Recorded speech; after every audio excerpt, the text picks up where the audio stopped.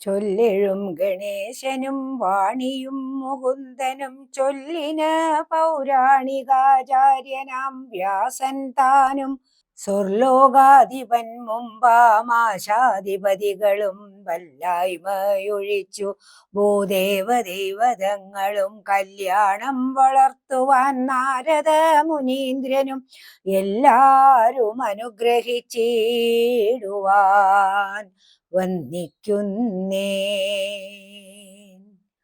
ഓം നമോ ഭഗവതേ വാസുദേവായ. ശ്രീ ഗുരുവായൂരപ്പ തൃപാദം ശരണം. ഭഗവാന്റെ കഥകൾ ചൊല്ലുന്നതിൽ എന്തെങ്കിലും തെറ്റുകുറ്റങ്ങൾ വന്ന ഭഗവാനെ പുറത്ത് കാത്തരുളണേ. ഞാൻ ആനന്ദവല്ലി. എല്ലാവർക്കും എൻ്റെ വിനീതമായ നമസ്കാരം. എല്ലാവർക്കും ഭഗവാന്റെ അനുഗ്രഹത്തോടുകൂടി ആനന്ദാമൃതം കഥകളിലേക്ക് സുസ്വാഗതം.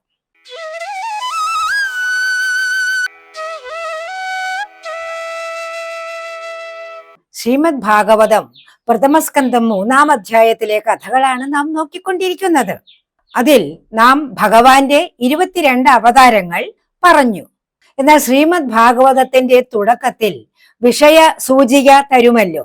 അതിൽ ഭഗവാന്റെ 24 അവതാരങ്ങളെ പറ്റി പ്രഥമസ്കന്ധം 3-ാം അധ്യായത്തിൽ പറയുന്നുണ്ട് എന്ന് പറയുന്നു. നാം പറഞ്ഞത് 22 എണ്ണമാണ്. എങ്ങനെയാണ് ഇത് സംഭവിച്ചത്? അതായത് ഭഗവാന്റെ വിരാട് രൂപമുണ്ടല്ലോ, ആ വിരാട് രൂപം നാം ഈ എണ്ണത്തിൽ ഉൾപ്പെടുത്തിയിട്ടില്ല. വിരാട് പുരുഷന്റെ രൂപം പ്രപഞ്ചത്തിന്റെ തന്നെ രൂപമാണല്ലോ, അതുകൊണ്ടാണ് നാം അതിൽ കണക്കാക്കാതിരുന്നത്. പോരാത്തതിന് നരനാരായണന്മാരുടെ അവതാരം 4-മത്തെ അവതാരമായി പറഞ്ഞു. നരൻ വേറെ നാരായണൻ വേറെയാണ്, എങ്കിലും ഇത് രണ്ടും ഒരുമിച്ചാണ് പറഞ്ഞത്. അപ്പോൾ നരനാരായണന്മാരിലെ നാരായണ അവതാരവും ഭഗവാന്റെ വിരാട് രൂപവും കൂടി ചേർക്കുകയാണെങ്കിൽ 24 അവതാരം ആയി. പ്രഥമസ്കന്ധത്തിൽ 19 അധ്യായങ്ങളും 813 ശ്ലോകങ്ങളുമാണ് ഉള്ളത്. 3-ാം അധ്യായത്തിൽ മാത്രം 45 ശ്ലോകങ്ങളുണ്ട്. ആദ്യത്തെ 25 ശ്ലോകങ്ങളിലാണ് ഭഗവാന്റെ 24 അവതാരങ്ങളെ പറ്റി പറയുന്നത്. ബാക്കിയുള്ള 20 ശ്ലോകങ്ങളിൽ പറഞ്ഞിരിക്കുന്ന കാര്യങ്ങൾ ചെറുതായി ചുരുക്കി ഇവിടെ പറയാം. ഈ വീഡിയോ മുഴുവനായും കാണണമെന്ന് ഞാൻ നിങ്ങളോട് അഭ്യർത്ഥിക്കുകയാണ്. സ്കിപ്പ് ചെയ്യരുത്. കാരണം ഈ ഭാഗത്ത് സൂത പൗരാണികൻ ആ ഋഷിമാരോട് കുറേയേറെ പ്രധാനപ്പെട്ട കാര്യങ്ങൾ പറയുന്നുണ്ട്. നമ്മുടെ ആരോഗ്യത്തെ പറ്റി നാം പറയുമ്പോൾ നമ്മുടെ ശരീരത്തിന്റെ ആരോഗ്യത്തെ പറ്റിയാണ് നാം ഉദ്ദേശിക്കുന്നത്. അത് നിലനിർത്തുന്നതിന് വേണ്ടി നമ്മൾ ഒരുപാട് കാര്യങ്ങൾ ചെയ്യുകയും ഒരുപാട് ആശങ്കപ്പെടുകയും എല്ലാം ചെയ്യുന്നുണ്ട്. എന്നാൽ നാം നമ്മുടെ ശരീരത്തിന്റെ അകത്തുള്ള ആത്മാവിനെ പറ്റി അത്ര ചിന്തിക്കാറുണ്ടോ? നമ്മുടെ ആത്മാവുമായി ബന്ധപ്പെട്ട കുറെ അധികം കാര്യങ്ങളാണ് മേൽപ്പറഞ്ഞ 20 ശ്ലോകങ്ങളിൽ സൂത പൗരാണികൻ പറയുന്നത്. വിലയേറിയ ഉപദേശങ്ങളും വിവരങ്ങളുമാണ് അവിടെ തന്നിരിക്കുന്നത്. നൈമിഷാരണ്യത്തിൽ മഹാസത്രം നടക്കുന്നതിനിടയ്ക്ക് ശൗനകാദി മഹർഷികൾ സൂത പൗരാണികനോട് ശ്രീമദ് ഭാഗവതം അവർക്കും പറഞ്ഞു കൊടുക്കണം എന്ന് ആവശ്യപ്പെട്ടത് പ്രകാരമാണ് സൂതൻ ഈ കഥകളെല്ലാം പറയുന്നത്. ഈ കഥകളെല്ലാം കേൾക്കുന്നതിന് വേണ്ടി വളരെ ഉത്സാഹത്തോടുകൂടി ഓരോരോ കാര്യങ്ങളും ചെറു ചോദ്യങ്ങളായി സൂത പൗരാണികനോട് ഈ മഹർഷിമാർ ചോദിക്കുമ്പോൾ അതിനുള്ള ഉത്തരം സൂത പൗരാണികൻ കൊടുക്കുകയാണ്. അതിൽ നിന്നാണ് ശ്രീമദ് ഭാഗവതത്തിൽ നിന്നുള്ള ഈ കഥകൾ നാമും മനസ്സിലാക്കുന്നത്. ഇവരുടെ ചോദ്യങ്ങളും സൂത പൗരാണികന്റെ മറുപടിയും തുടരുകയാണ്. സൂത പൗരാണികൻ പറയുകയാണ്, ഇവിടെ പറഞ്ഞത് 24 അവതാരങ്ങളാണ്.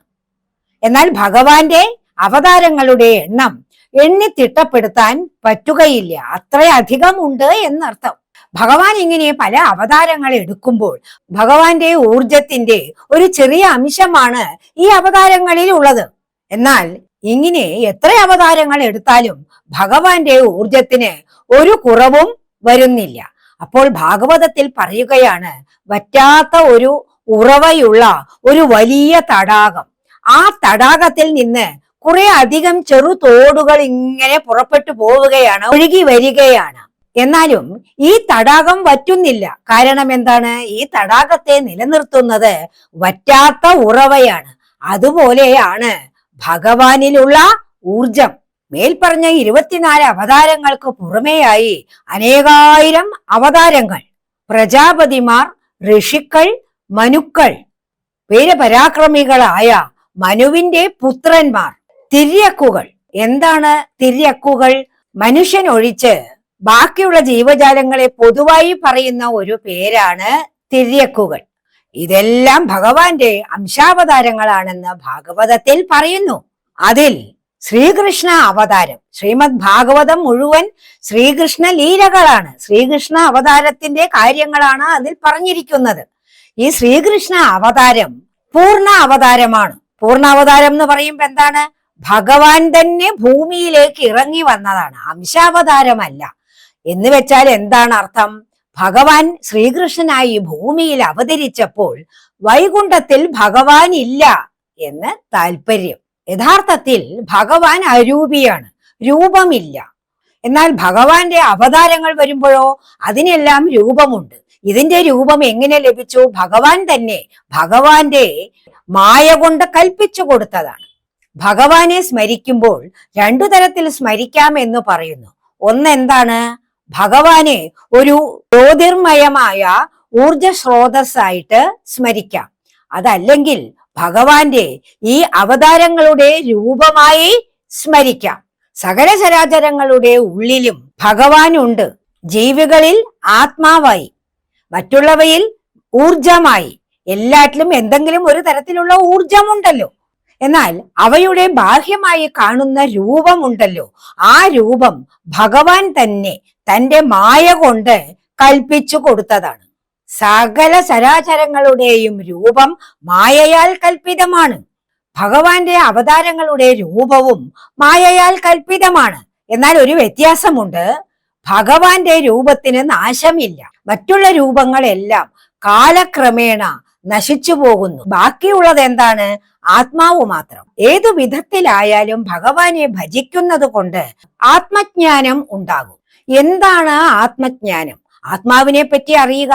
അതായത് നാം ബാഹ്യമായ ശരീരമല്ല, മറിച്ച് നമ്മുടെ അകത്ത് വസിക്കുന്ന ഭഗവാന്റെ അംശമായ ആത്മാവാണ് എന്ന തിരിച്ചറിവ്. ഈ തിരിച്ചറിവ് ഉണ്ടായിക്കഴിഞ്ഞാൽ ഭഗവാൻ പുറത്തല്ല, നമ്മുടെ അകത്തു തന്നെയാണെന്ന് നമുക്ക് മനസ്സിലാകും. ഭഗവാനും നമ്മളും രണ്ടല്ല, ഒന്ന് തന്നെയാണ്. അതാണല്ലോ അദ്വൈതം പറയുന്നത്. ഇത് മനസ്സിലാകുമ്പോൾ ഭഗവാനിലേക്ക് കൂടുതൽ അടുക്കാൻ നമ്മെ സഹായിക്കുന്ന സൽഗുണങ്ങൾ ഓരോന്നായി ആത്മാവിൽ നിന്ന് പ്രകാശിക്കാൻ തുടങ്ങും. പുനർജന്മത്തെ പറ്റിയും ഭാഗവതത്തിൽ ഈ ഭാഗത്ത് പറയുന്നു. അവനവന്റെ കർമ്മങ്ങൾ പരിശുദ്ധമായിരിക്കേണ്ടത് വളരെ ആവശ്യമാണെന്ന് പറയുന്നു. കാരണം കർമ്മഫലം മനുഷ്യൻ എന്തായാലും അനുഭവിക്കേണ്ടതായിട്ട് വരും. കർമ്മഫലമാണ് പുനർജന്മങ്ങളിൽ നമുക്ക് അനുഭവിക്കേണ്ടതായിട്ടുള്ളത്. എല്ലാം ഒരു തുടർച്ചയാണെന്നർത്ഥം. എല്ലാ ജന്മങ്ങളിലും കൂടി ഈ കർമ്മഫലം ഒരു നൂലുപോലെ കടന്നു പോകുന്നതായിട്ട് പറയുന്നു. എല്ലാ ജന്മങ്ങളും ഒരു നൂലുകൊണ്ട് കോർത്തിണക്കിയതുപോലെ. ആ നൂല് എന്താണ്? അവനവൻ ചെയ്യുന്ന കർമ്മങ്ങൾ. അതുകൊണ്ട് കർമ്മങ്ങളെല്ലാം ഭഗവാനിൽ അർപ്പിതമായിരിക്കണം. ഭഗവാനിൽ അർപ്പിക്കാൻ പറ്റുന്ന കർമ്മങ്ങൾ മാത്രം ചെയ്യുക. പറയാൻ എളുപ്പമാണ്, നടപ്പാക്കാൻ വളരെ ബുദ്ധിമുട്ടാണ്. മുജ്ജന്മത്തിലെ കർമ്മഫലങ്ങളാണ് നാം ഈ ജന്മത്തിൽ അനുഭവിക്കുന്ന സുഖദുഃഖങ്ങൾ എന്ന് പറയുന്നു. മായയുടെ പ്രഭാവം കാരണം നമുക്ക് ഈശ്വരനെ മനസ്സിലാക്കാൻ കഴിയുന്നില്ല. ഈശ്വരനെ പൂർണ്ണമായി ആർക്കും മനസ്സിലാക്കാൻ കഴിയുകയില്ല. നാം ആത്മാവാണ്, ശരീരമല്ല എന്ന തിരിച്ചറിവുണ്ടാകുമ്പോൾ മരണഭയം അകന്നു പോകുന്നു. കാരണം എന്താണ്? ആത്മാവിന് മരണമില്ല. ഈശ്വരൻ സൃഷ്ടിയാദി കർമ്മങ്ങൾ എങ്ങനെയാണ് കൽപ്പങ്ങൾ തോറും ഇങ്ങനെ ചെയ്യുന്നത് എന്ന് മനുഷ്യർക്ക് മനസ്സിലാക്കാൻ പറ്റുകയില്ല. അത് മനസ്സിലാക്കാൻ കഴിഞ്ഞാൽ മനുഷ്യൻ ഈശ്വരനായി. ഈശ്വരന് കീഴ്പ്പെട്ട് പ്രതിഫലേച്ഛ കൂടാതെ ഭഗവാനെ ഭജിക്കുന്നത് കാരണം ആത്മാനന്ദമുണ്ടാകും. അതായത് നമ്മുടെ സാധാരണ ജീവിതത്തിൽ ഒരാൾ നമ്മളോട് നല്ലത് പറയുമ്പോഴോ നല്ല കാര്യങ്ങൾ നടക്കുമ്പോഴോ നമുക്ക് ആനന്ദം അല്ലെങ്കിൽ സന്തോഷം ഉണ്ടാകുന്നു. ഭഗവാനെ ഭജിക്കുന്നത് കൊണ്ട് മറ്റൊരു കാരണവും വേണ്ട, എപ്പോഴും സന്തോഷമായി ഇരിക്കാം. അതിനെയാണ് ആത്മാനന്ദം എന്ന് ഇവിടെ പറയുന്നത്. അങ്ങനെ മരണത്തിന് മുൻപ് തന്നെ മുക്തി അഥവാ മോക്ഷം ലഭിക്കാം. പണ്ടുകാലങ്ങളിൽ ഉണ്ടായിരുന്ന ചില ഭക്തന്മാരുടെ കഥകളെല്ലാം നിങ്ങൾ കേട്ടിരിക്കാം. അതിൽ ചില ഭക്തന്മാർ ഋഷിമാരുടെ അനുഗ്രഹത്തോടുകൂടി 1000 വർഷങ്ങളോളം തപസ്സു ചെയ്ത് അവസാനം അവർ തന്നെ ഭഗവാനായി തീർന്നു എന്ന്. എന്താണ് ഇതിന്റെ അർത്ഥം? അതായത് അവർക്കും ഭഗവാന്റെ കല്യാണ ഗുണങ്ങൾ പ്രാപ്തമായി എന്നർത്ഥം.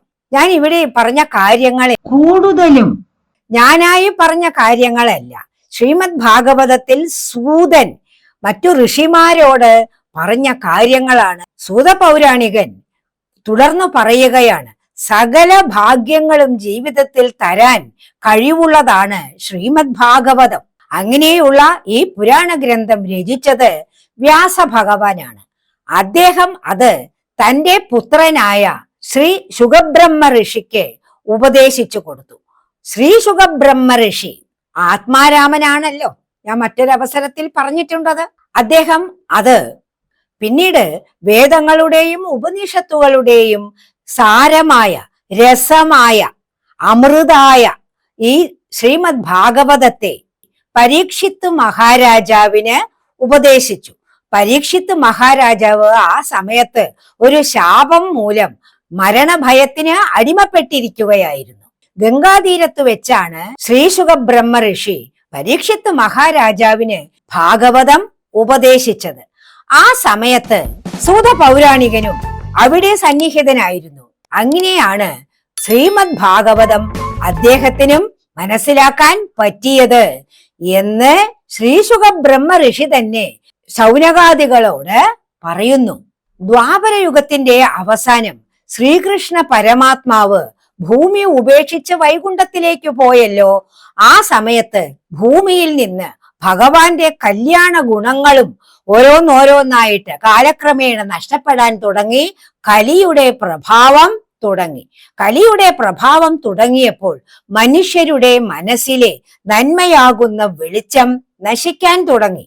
അവർ പലതരത്തിലുള്ള ദുഷ്പ്രവണതകൾക്ക് അടിമപ്പെടാൻ തുടങ്ങി. കാമ, ക്രോധ, മോഹ, ലോഭ, മത മാത്സര്യങ്ങളാകുന്ന ദുർഗുണങ്ങളുടെ അന്ധകാരം അഥവാ ഇരുട്ട് അവരുടെ മനസ്സിൽ വ്യാപിക്കാൻ തുടങ്ങി. ഈ അന്ധകാരം നീക്കുന്നതിനായി ഉദിച്ചുയർന്ന സൂര്യ തേജസ്സാണ് ശ്രീമദ് ഭാഗവതം എന്ന് പറഞ്ഞുകൊണ്ട് പ്രഥമസ്കന്ധം 3-ാമത്തെ അധ്യായം ഉപസംഹരിക്കുന്നു. ഇതിൽ പറഞ്ഞിരിക്കുന്ന കാര്യങ്ങൾ ഒരു പരിധിവരെയെങ്കിലും നമുക്കും പാലിക്കാൻ ഭഗവാൻ അനുഗ്രഹിക്കട്ടെ എന്ന് ഞാൻ പ്രാർത്ഥിക്കുകയാണ്. എല്ലാവർക്കും നന്മയുണ്ടാകട്ടെ. ലോകാ സമസ്ത സുഖിനോ ഭവന്തു. അടുത്ത വീഡിയോയിൽ കാണുന്നത് വരെ നന്ദി, നമസ്കാരം. ഓം നമോ ഭഗവതേ വാസുദേവായ.